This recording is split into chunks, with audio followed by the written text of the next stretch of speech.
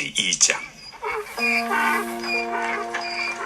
헤로드 왕 때 예수께서 유대 베들레헴에서 나시매 동방으로부터 박사들이 예루살렘에 이르러 유대인의 왕으로 나신 이가 어디 계시냐? 우리가 동방에서 그의 별을 보고 그에게 경배하러 왔노라. 헤로드 왕과 온 예루살렘이 듣고 소동한지라. 왕이 모든 대제사장과 백성의 서기관들을 모아 그리스도가 어디서 나겠느냐 물으니 유대 베들레헴이오니 이는 선지자로 이렇게 기록된 바. 또 유대 땅 베들레헴아, 너는 유대 고을 중에서 가장 작지 아니하도다. 내게서 한 다스리는 자가 나와서 내 백성 이스라엘의 목자가 되리라 하였음이니이다. 이에 헤롯이 가만히 박사들을 불러 별이 나타난 때를 자세히 묻고 베들레헴으로 보내며 이르되 가서 아기에 대하여 자세히 알아보고 찾거든 내게 고하여 나도 가서 그에게 경배하게 하라. 박사들이 왕의 말을 듣고 갈새 동방에서 보던 그 별이 문득 앞서 인도하여 가다가 아기 있는 곳 위에 머물러 서 있는지라. 그들이 별을 보고 매우 크게 기뻐하더라. 집에 들어가 아기와 그의 어머니 마리아가 함께 있는 것을 보고 엎드려 아기께 경배하고 보배합을 열어 황금과 유향과 모약을 예물로 드리니라. 그들은 꿈에 헤롯에게로 돌아가지 말라 지시하심을 받아 다른 길로 고국에 돌아가니라. 할렐루야. 여러분, 이제 주 예수 그리스도의 탄생을 기념하고 축복하는 성탄절이 왔습니다.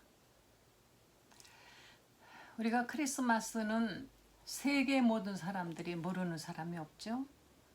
12월 25일 크리스마스는 마침 연말 연시와 가까워서 크리스마스와 그리고 이제 연말 연시 송구영신 예배도 드리면서 또 안 믿는 사람들은 선물을 주고받고 이 크리스마스를 가족들이 모여서 서로 선물을 주고받고 나누며 외국 사람들은 칠면조 고기를 구워서 먹고 뭐 이렇게 보내고 있습니다. 어렸을 때에는 크리스마스 카드를 많이 만들어서 친구들에게 아는 사람들에게 쫙 돌리면 또 거기서도 주고받고 이래서 카드도 많이 만들었죠. 그런데 요 사이는 그런 크리스마스 카드를 주고받는 일이 거의 없습니다. 저도 카드를 써서 보내고 이러는 건 하지 않고 이제 그 인터넷 카드라고 할까 온라인으로 안부 인사 전하고 그리고 그런데 시내 나가면은 올해는 코로나 때문에 그래도 좀 이제 덜하지만은 크리스마스 추리가 정말 휘황찬란한데 특히 백화점이 최고입니다. 백화점에 만들어진 그 크리스마스 추리는 정말 어마어마하게 아름답고 그 만든 그 비용이 엄청날 것 같아요. 서울시청 앞에도 크리스마스 추리가 만들어졌는데 올해는 그래도 다른 때보다는 그렇게 그닥지 크지 않게 만들어졌는데 그 위에 십자가가 보여서 정말 다행이다 이렇게 생각을 했습니다. 그런데 크리스마스 추리에 만들어 놓은 그런 모양들을 보면은 뭐 거기에 산타 할아버지가 매달려 있고 사슴이 매달려 있고 장식품 뭐 공이 매달려 있고 별 모양이 매달려 있는데 이것들의 값이 엄청나게 비싸요. 크리스마스 하면은 아이들에게 크리스마스가 뭐냐 그러면 산타 할아버지가 오는 날이에요 이렇게 대답하는 아이들이 많이 있습니다. 크리스마스는 산타 할아버지가 선물 주는 날이에요. 산타 할아버지가 누구일까? 성경에 나오지 않는 사람입니다. 착한 일을 했던 아이들은 밤에 잘 때 크리스마스 이브에 산타 할아버지가 선물을 주고 간다고 해서 머리맡에 양말을 걸어놓고 자는 이것이 크리스마스에 아주 중요한 것처럼 돼 있죠. 이것을 또 부모님들은 이용해서 네가 평소 착하게 살아야 돼. 그래야 크리스마스 때 산타 할아버지가 선물을 주신단다. 그래서 아이가 잘 때 부모님이 선물을 사다가 놓고 산타 할아버지가 준 것처럼. 저도 어렸을 때 이런 짓을 좀 했었습니다. 아이 머리맡에 양말을 걸어놓고 자기가 하고, 그리고 밤에 선물을 놓아놓고 아침에는 이제 그 선물을 마치 산타 할아버지가 와서 주고 간 것처럼. 그럼 아이는 야, 내가 착하게 살아서 선물 받았다, 이렇게 생각하는 것 같아요. 그런데 조금 크면서는 그 산타 할아버지가 사실은 아니었구나 하는 걸 깨닫게 됐겠죠. 이 크리스마스의 진정한 의미가 점점점 퇴색해 가고 있습니다. 크리스마스는 마치 백화점에 매출을 올려주는 날이고, 크리스마스는 그저 아이들이 부모님에게 선물 받는 날이고, 정말 크리스마스가 뭔가라는 것은 그 의미가 아주 퇴색해 버려서 지금은, 또는 크리스마스 날 밤에는 실컷 술 먹고 노는 날이다. 그래서 밤에 술 먹고 놀고 춤추고 하는. 그래서 크리스마스 날 너무 술을 먹어가지고 사고도 많이 나고. 예수님은 이 땅에 크리스마스, 그리스도가 이 땅에 우리를 만나러 오셨다는 것입니다. 이 땅에 예수님은 왜 오셨을까요? 지금으로부터 약 2000년 전에 예수님이 이 땅에 왜 오셨을까? 예수님이 오신 곳은 휘황찬란한 불빛 아래 오신 것도 아니고, 사람들이 모여서 먹고 마시고 놀고 하는 그 자리를 위해서 오신 것이 아닙니다.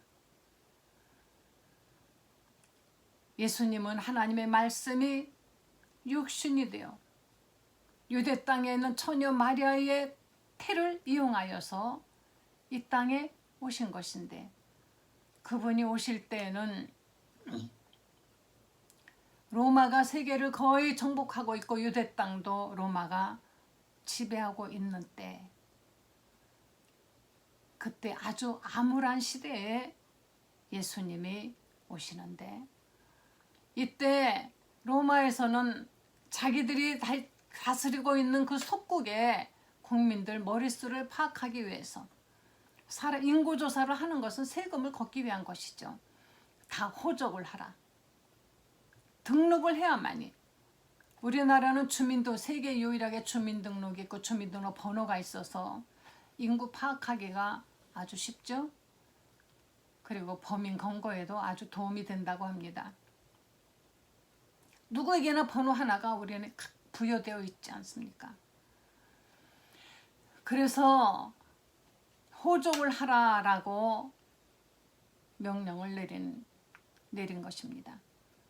그래서 이제 호적을 하려면 자기 고향으로 가가지고 거기서 등록을 해야 되는데, 예수님을 잉태한 마리아와 그 요셉은 원래 살던 곳은 갈릴리 나사렛 동네, 아주 작고 가난한 사람들이 모여서 사는 그런 동네였습니다. 근데 고향은 베들레헴입니다. 그래서 호적을 하려고 하는 그때에 마리아는 배가 부르고 이제 출산할 때가 다 되었는데 호적을 하러 가야 돼요. 그러니까 그 곧 오늘날 출산을 해야만이 되는 임산부를 데리고 요셉은 할 수 없이 호적하러 베들레헴으로 갔습니다. 그런데 하필 베들레헴에 갔을 때 사람들이 사방에서 호적하러 와서 그 베들레헴은 빈 방이 없었어요. 빈 방이 없어서 그럴 때 아이가 나오려고 하니까 어떤 사람이 마구간을 빌려주어서 마구간에서 아이를 낳았습니다. 마국간에서 아이를 낳아서 그 아이를 누일 데가 없어요. 근데 말구유가 하나 있는데 그 말구유를 빌려주어서 그 말구유에 아기를 강보에 쌓아서 눕힌 것입니다. 아기가 나올 때를 알고 아마 그런 것은 준비해 갔겠죠. 하나님의 아들 예수 그리스도 이 땅에 오실 때 그분은 하나님의 아들인데 모든 것을 다 할 수 있는데 모든 것을 다 가졌는데 왜 그분은 하필 남의 집 마국간에 말구유에 오셨을까? 그중 궁궐 가장 화려한 곳에 오실 수 있지 않았을까? 만약 이 땅에서 대우받고 부귀영화 누리고 사람들에게 인정받기 위해서 오셨다면 그렇게 오셨겠죠. 왜? 사람들은 그래야 인정을 하고 사람 눈에 띄어야만이 되기 때문에 그렇게 인정받아야 되기 때문에 그렇게 오실 수 있었을 것입니다. 그러나 하나님의 아들 예수 그리스도는 그분은 아무도 모르는 베들레헴은 또 어느 곳보다도 작은 고을입니다. 베들레헴 너는 유대 땅에서 가장 작은 자루다. 유대 땅에서도 아주 작은 고을에 그 베들레헴에 그것도 마국간에 말구유 속에 조용히 오신 하나님의 아들 예수 그리스도 연약한 아기로 누군가의 보살핌이 있어야 되고 누군가가 길러주지 않으면 안 되는 아기로 이 땅에 오신 것입니다. 그렇지만 이 하나님의 아들이 이 땅에 오실 때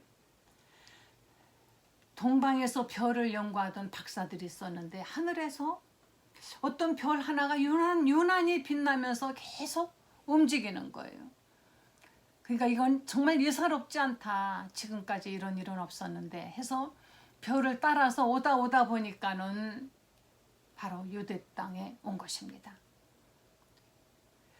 그들은 그 별이 언제부터 움직여졌는지 모르지만은 아마 몇 날 며칠 왔겠죠.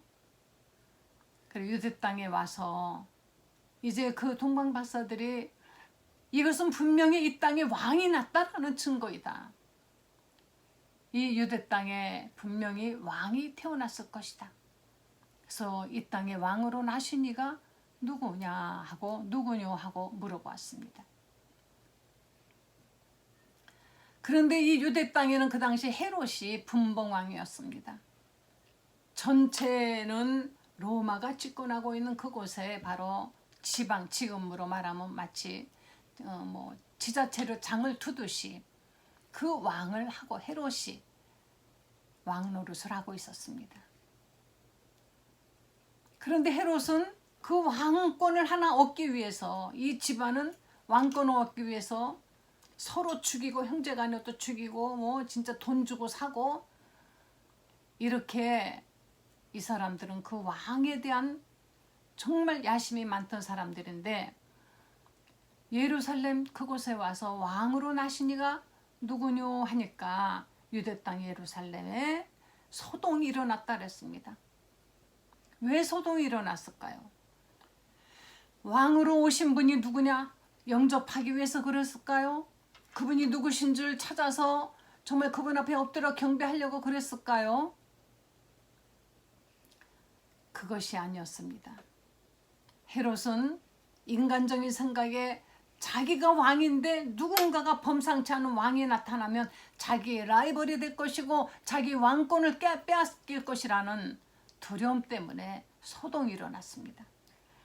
그래서 그 당시에 예언하는 사람들을 불러서 물어봤더니 성경에 기록되어 있기를 바로 이 베들레헴 유대 땅 베들레헴에 왕이 나실 것이라는 그 예언이 있었다라고 하는 것입니다. 그러니까 헤롯이 박사들을 이제 박사들에게 가서 말합니다.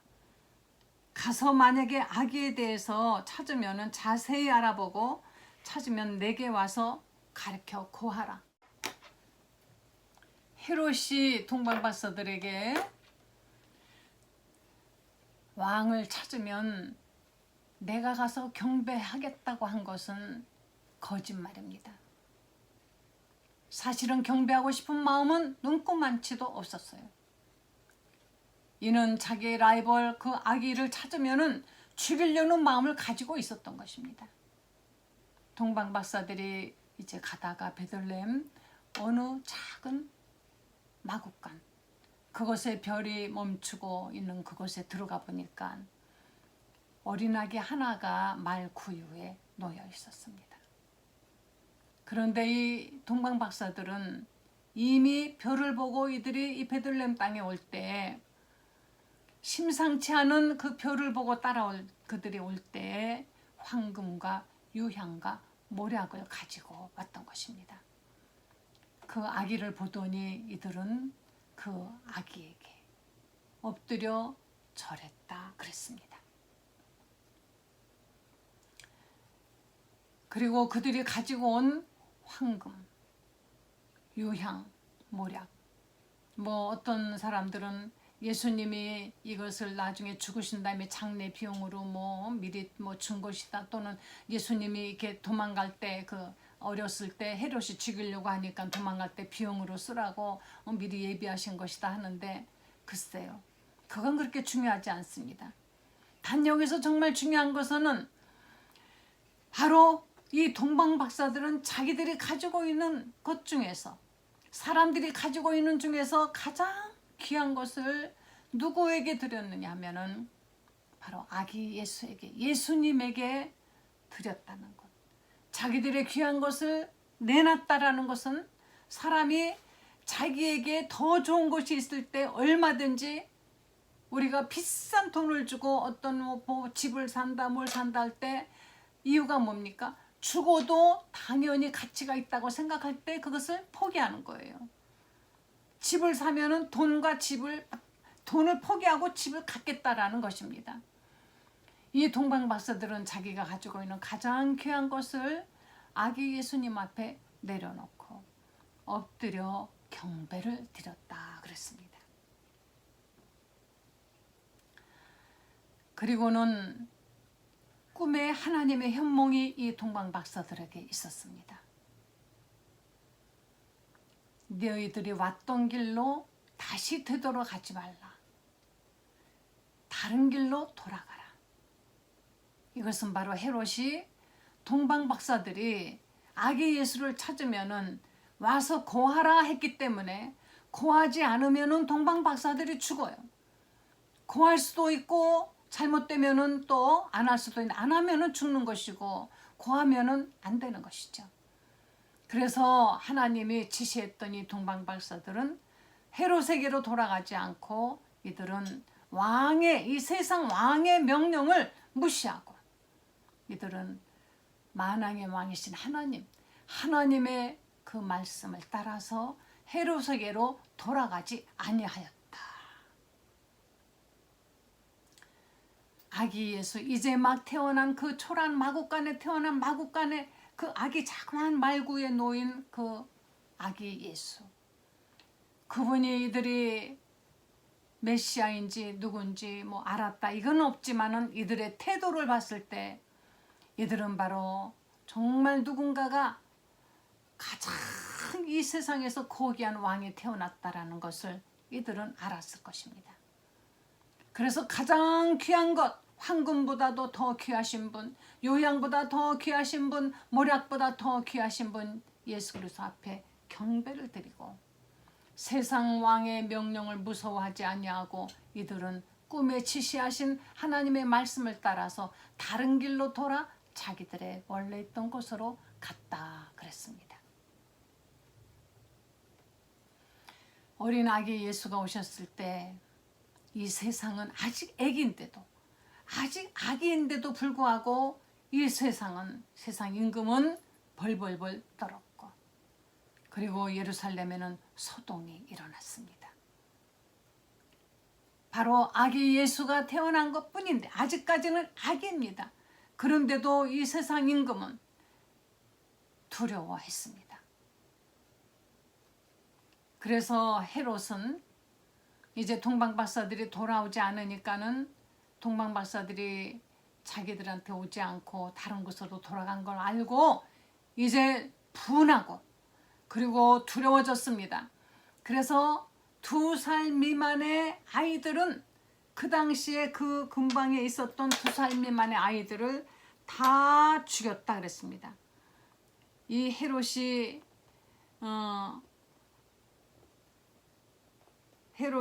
박사들에게 속은 줄 알고 심히 놓아요. 16절에 사람을 보내어 베들레헴과 그 모든 지경 안에 있는 산의 아이들을 박사들에게 자세히 알아본 그때를 기준하여 2살 아래로 다 죽였다. 세상 왕은 이렇습니다. 자기의 왕권을 유지하기 위해서 2살 미만의 남자아이들이 무슨 죄가 있습니까? 그 어머니는 무슨 죄가 있습니까? 얼마나 억울하고 얼마나 분통하고 얼마나 정말 애통하는 일입니까? 이런 일을 저지르는 것이 세상 임금인 것입니다. 우리나라는 요새 지금 대통령 선거를 위해서 대통령 후보들이 서로 네거티브 설전을 벌이는 걸 보면서 우리는 정말 너무 마음이 아픕니다. 이렇게까지 서로 칼만 안 들었지 뭐 잔인하게 서로를 공격하고 정말 죽이는 것보다 더 어려운 고통을 주면서 싸우고 있습니다. 이런 것 없이 정말 그 대통령이 뽑히면 얼마나 좋을까. 저는 호주에 20년 가까이 살았는데요. 선거가 언제 지나가는지 모르게 정말 조용하게 이렇게 난리를 치지 않고 수상이 바뀝니다. 집권당이 바뀌고 있는지 뭐 전혀 몰라요. 몇 년에 한 번씩 선거한다고 오면은 나가서 투표는 해야 됩니다. 선거 포스터도 이렇게 요란하지 않습니다. 여기저기 조금씩 붙어 있는 거 그리고 안내 책자를 보고 내가 보고 잘 결정하도록 조용히 서로 네거티브 뭐 이런 거 없어요. 정말 그래서 평화롭습니다. 우리는 몇 년에 한 번씩 이 몸살을 치러야 되고 몇 년에 한 번씩 이렇게 싸우는 것을 우리는 봐야 되고 들어야 되는 이 정말 정부가 너무 안타깝습니다. 성탄은 다가오는데 교회는 지금 무엇을 말하고 있습니까? 뭐 크리스마스 캐롤 무슨 칸타타 어떤 형식 이런 거 중요한 것이 아닌 것입니다. 산타 할아버지 교회에서도 산타 할아버지가 더 예수님보다도 더 많이 알려진다면 이건 잘못된 것입니다. 교회는 예수의 몸인 것입니다. 바로 왜 이 땅에 세워졌습니까? 교회는 예수 그리스도의 그 복음을 전하게 하기 위해서 이 땅에 세우신 하나님이 일하시는 기관인 것이에요. 우리는 교회에 속한 모든 지체들 다 어떤 사람은 손이요, 어떤 사람은 발이요, 어떤 사람은 입이요, 어떤 사람은 눈이요. 각각 자기들의 이 맡은 일을 나가서 우리가 하나님의 일을 한다면 우리가 교회가 되는 것입니다. 어마어마한 돈을 들여서 화려한 교회당을 짓고 뭐 수천만 원짜리의 어떤 오르간을 놓고 악기를 놓고 이렇게 하는 것이 교회의 일은 아닌 것입니다. 예수님은 화려한 곳에 오시지 않았습니다. 마국간에 말구유에 오셨습니다. 그래서 요새는 교회당 화려하게 돈 들여서 짓지 말고 우리는 그냥 예배 드리자 해서 학교나 이런 것을 빌려서 예배 드리는 곳이 많이 있습니다. 그리고 들어오는 헌금은 모두 다 풀어서 하나님의 복음을 전하는데 기꺼이 다 쓰는 교회들이 생겨나고 있습니다. 저는 정말 그것이 바람직하다고 생각해요. 저 호주에 있을 때 정말 여기저기 교회당들을 많이 지어놨는데 교인이 한 명도 없는 교회가 너무나 많습니다. 어쩌다 교인들이 있다 그래서 가보면은 할머니 할아버지 한 20-30명이 매일 나오는데 목사님이 얘기해요. 매주 교인이 줄고 있습니다. 왜? 돌아가시기 때문에. 그래서 교회당이 막 매물로 나옵니다. 값이 얼마로. 뭐 웬만하면 살 수 있는. 매물로 나와가지고 팔리고 있습니다. 그래서 어떤 사람들은 그걸 빌려가지고 동성연애자들의 카페를 만들기도 해요. 개조해가지고. 한국의 그 화려하고 의리의리한 번쩍번쩍하는 그 교회들이 과연 예수님의 모습일까요? 주일이 되면 대선 후보들이 언제적 그렇게 교회를 다녔다고 성경책을 끼고 교회 가서 기도하는 척 고개 숙이고 있고 손뼉 치고 찬송 부르고 나는 주님을 잘 섬기고 있습니다. 이렇게 또 말하고 할까요? 그리고 목사님에게 축복기도 해달라고 머리를 뒤밀고 선거 때가 되면은 교회마다 후보자들이 다 그것도 작은 교회 개척교회 가는 사람들은 아무도 없습니다. 큰 교회, 이름 있는 교회, 교인 숫자가 많은 등록교인이 많은 교회만 찾아다니고 있습니다. 종교를 팔아서 자기의 정치적인 이익을 가지려고 하는 정치꾼들이 교회 안에 있고 교회도 역시 정치꾼들에게 같이 놀아나고 있습니다. 청와대에서 조찬기도회라고 부르면 목사님들 또는 중들, 신부님, 온갖 종교의 지도자들이 다 모여가지고 뭘 하는지 모르겠어요. 무슨 메시지를 전하는지. 우리 모두 다 같은 종교인이다 하면서 단결하자 하는 정신 나간 사람도 다 봤습니다. 어떻게 불교와 기독교와 천주교와 다른 교들이 모두가 다 하나가 될 수 있습니까? 예수 아니면 구원이 없기 때문에 이 땅에 예수 그리스도 오신 것입니다. 예수님의 말씀이 육신되어 오셔서 그분이 사람처럼 사시고 사람으로서 죽지 않으면 우리들의 죄가 사함받을 수 없기 때문에 그분이 그 초라한 마곡간 말구유 속에 오신 것입니다.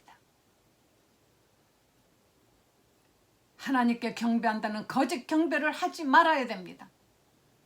생전교회 아니 애당초 믿음도 없으면서 아니 오히려 믿는 사람들보다도 더 나쁜 짓을 많이 하면서 난 믿음 있다라고 거짓말하지 말고 그런 사람들을 볼 때마다 화가 납니다. 어떻게 하나님 앞에서 그렇게 거짓말할 수 있을까? 회개부터 하라고 얘기하고 싶어요. 헤롯이 내가 가서 경배하리라 한 것은 사실 경배하고 싶은 마음이 있었던 것이 아닌 것입니다. 잡아 죽이려고 거짓말한 것입니다. 그러나 하나님은 그 헤롯의 계계를 다 아시기 때문에 동방 박사들을 다른 곳으로 가도록 하신 것입니다. 이후에 그 땅에 베들레헴에 있는 어린 아이들이 남자아이들이 다 죽었습니다. 이 세상의 권세 잡은 자들은 자기의 그 권세를 유지하기 위해서 얼마나 많은 사람들을 억울하게 죽이고 다치고 망하게 합니까? 자기를 위해서. 성탄의 의미는 우리가 어디에 있습니까? 정말 성탄절의 깊은 의미는 화려한 곳에 꾸며놓고 서로 이런 것보다는 소외된 사람, 예수를 알지 못하는 사람들에게 예수님의 사랑을 전하는 것. 그리고 성탄절 하루만 성탄절 기쁘다 구주 오셨네 하지 말고 1년 365일 모든 날에 예수님은 지금 함께 계시는 것을 전하는 것이 성탄절의 진정한 의미인 것입니다. 조용히 말없이 말 구유에 누우신 그 예수님, 이 세상을 얼마나 우습게 보셨을까? 예수님이 보시기에는 이 세상은 마곡간같이 더러운 곳이고 말구유처럼 초라한 곳이라는 메시지가 담겨 있습니다. 기도하시겠습니다. 하나님 감사합니다. 이 죄악이 만연한 더럽고 추한 세상에 이 썩어질 것을 붙들고 살려고 애쓰고 노력하던 이 연약한 인간들, 어리석은 인간들 틈에 말씀이 육신이 되어 오신 예수님, 이 성탄절을 기념하는 이 날이 12월 25일만이 되지 않게 하옵시고 언제나 예수님을 만날 수 있는 크리스마스가 되게 해주시기를 원합니다.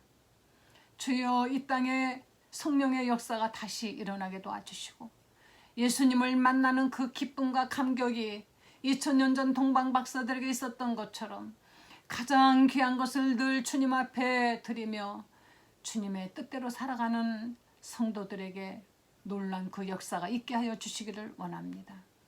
주여 2021년도 성탄절은 어느 때보다도 암울합니다. 하루에 수십 명씩 아버지 이 나라에서도 죽고 있습니다. 아파도 병원에를 가지 못하고 있습니다. 하나님, 우리는 앞으로 어떻게 될지 불안한 가운데 있습니다.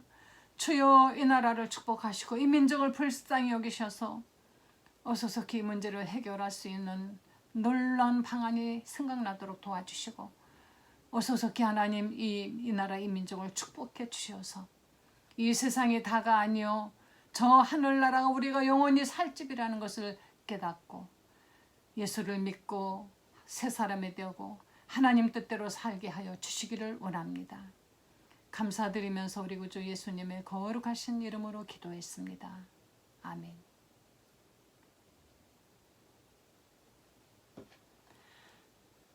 우리는 진정한 예수님과의 만남이 있으시기를, 그리고 이 기쁜 소식을 정말 전하시는 여러분 되시기를 바랍니다. 할렐루야. 메리 크리스마스. 성탄을 축하합니다. 할렐루야.